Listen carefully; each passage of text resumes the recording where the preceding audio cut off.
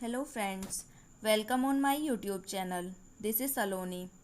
आज हम सीटेट 2011 के मैथ्स का सेक्शन सॉल्व करेंगे, जिसके 15 क्वेश्चंस पहली वीडियो में कवर हो चुके हैं और अब लास्ट के 15 क्वेश्चंस कवर होंगे। फर्स्ट क्वेश्चन, एनसीईआरटी की कक्षा 4 की गणित की पाठ्यपुस्तक के पाठों में कुछ इस तरह के शीर्षक हैं। कबाड़ी वाली, भोपाल की सैर, दुनिया कुछ ऐसी दिखती है। यह परिवर्तन क्यों किया गया है? यह परिवर्तन किया गया है दैनिक जीवन में जोड़ते हुए उन्हें रोचक बनाने के लिए, क्योंकि हमें ये शब्द कबाड़ी वाली, भोपाल की सैर, दुनिया कुछ ऐसी दिखती है, ये हमें दैनिक जीवन में सुनने को, देखने को मिल सकते हैं। इसलिए परिवर्तन किया गया है ताकि बच्चे इनसे जुड़ सकें, उनको कुछ वस्तु रोचक लगे, अच्छी लगे। नेक्स्ट, इन दिनों दाम बढ़ने शुरू हो गए हैं। निम्नलिखित में से कौन सा ग्राफ इस स्थिति का निरूपण करेगा? हमें बताना है कि किस ग्राफ से ये पता चलेगा कि दाम बढ़ रहे हैं। हमें ये पता चलेगा फोर्थ वाले ग्राफ से। फोर्थ वाले ग्राफ में पता चल रहा है कि समय के साथ साथ कीमत भी बढ़ती जा रही है। नेक्स्ट क्वेश्चन, भिन्नों की तुलना पढ़ाते समय जिसमें अंश समान है, जैसे 3/5 और 3/7, रोहित की प्रतिक्रिया थी चूंकि अंश समान है।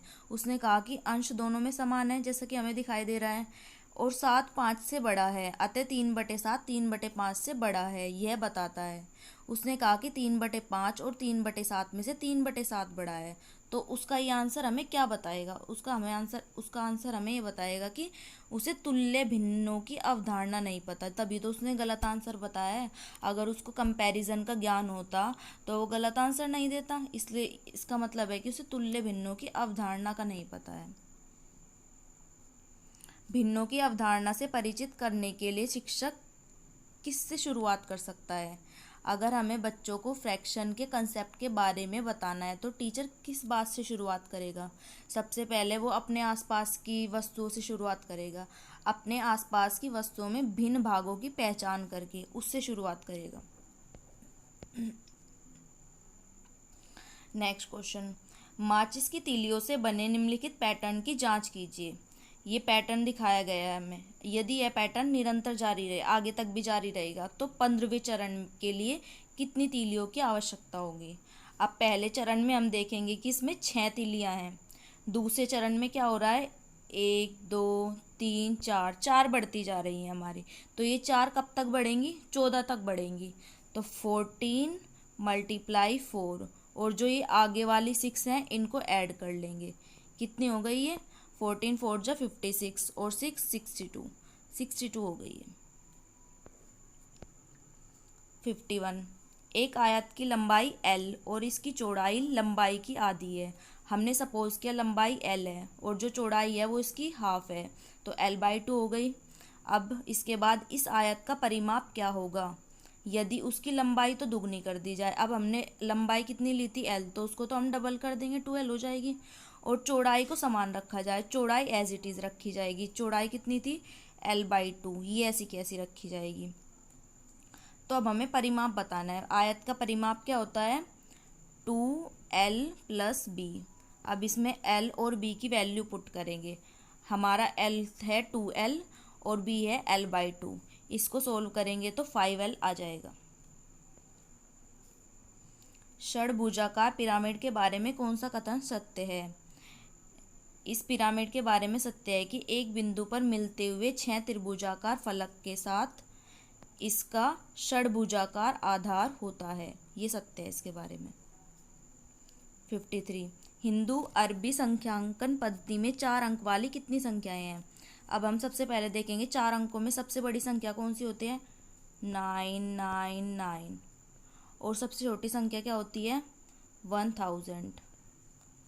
तो सबसे बड़ी में से सबसे छोटी घटा देंगे हम, कितना आ गया? 8999, और उसमें एक ऐड कर देंगे तो आ गया हमारा 9000 संख्याएं होंगी।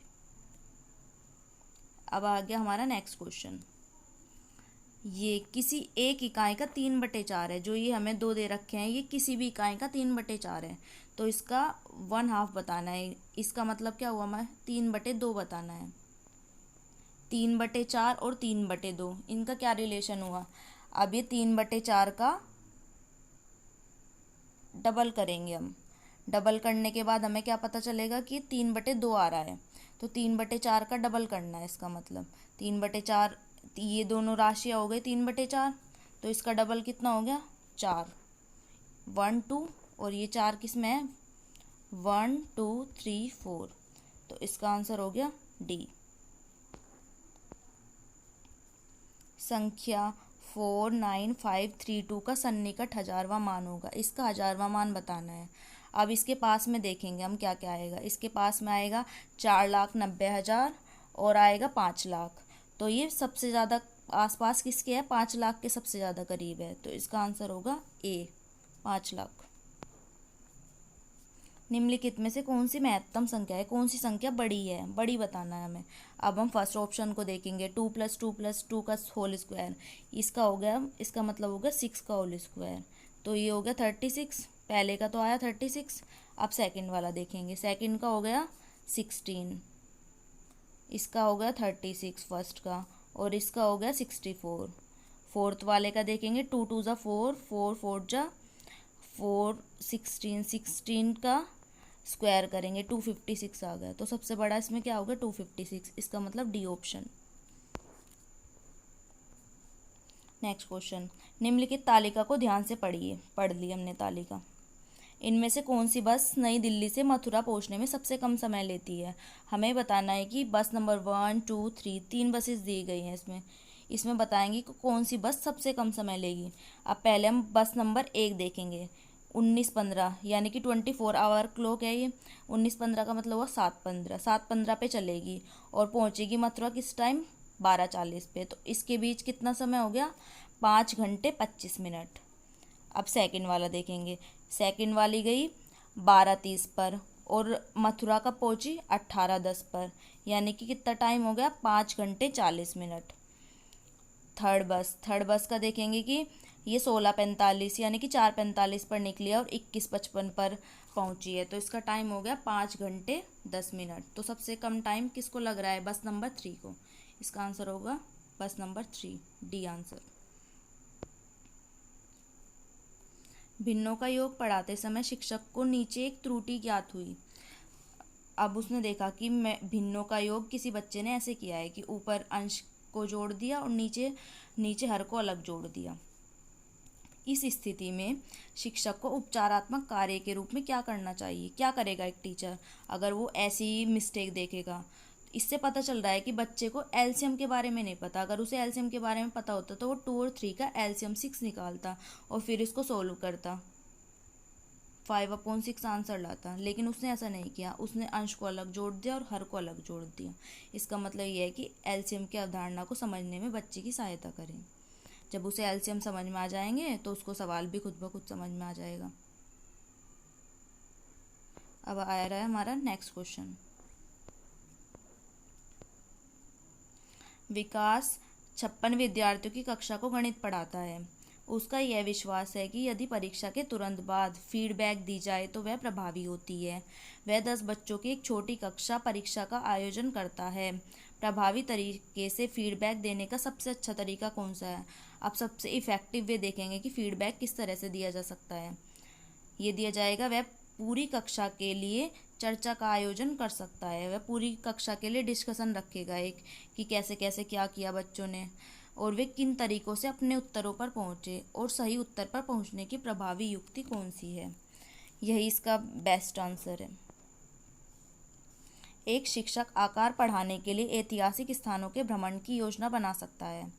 क्यों बना सकता है वो। अगर उसे आकार पढ़ाना है तो वो हिस्टोरिकल प्लेसेस पर क्यों ले जाएगा, क्योंकि आकार किसी भी वास्तुकला का एक अभिन्न हिस्सा होते हैं। क्योंकि जो ये भी इमारतें बनी रहती हैं, ऐतिहासिक स्थान बने रहते हैं, किसी न किसी शेप में बने रहते हैं। तो इसलिए इस तरह के अगर हम टूर पर ले जाएंगे तो बच्चों को आकार के बारे में पता चलेगा और इस तरह के भ्रमण सभी विषयों के आपसी संबंधों को बढ़ावा देते हैं।